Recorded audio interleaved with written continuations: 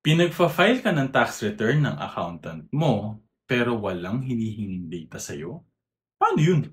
Tunog ewan, di ba? Pero aminin man natin o hindi, nangyayari yan sa madaming businesses dito sa Pilipinas.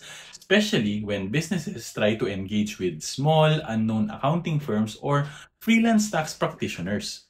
Hindi ko naman nila lahat. Ang point ko lang, nangyayari yung ganitong magic. Huwag na tayong mag-deny. And honestly, if you're doing this, ang laki ng risk na ginagawa mo para sa business mo. Having a clear basis for your numbers sa tax return saves you from a lot of future troubles. If properly documented ang numero mo and nasa maayos na accounting system like Xero, One Accounting, or Zoho Books, pag na-audit ka at tagka mo sa bato, mangyayari yan. Ready ka, protektado ka, at may iwasan natin yung mas malalaking penalties, problema, or worse, potential business closure.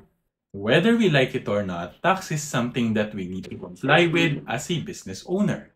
Proper documentation of your numbers allows you to focus less on tax-related risks and more on how to grow your business. This is the power of accounting automation. And if you're interested to know more, send us a message. Laging tandaan, basta accounting, i-automate na yan.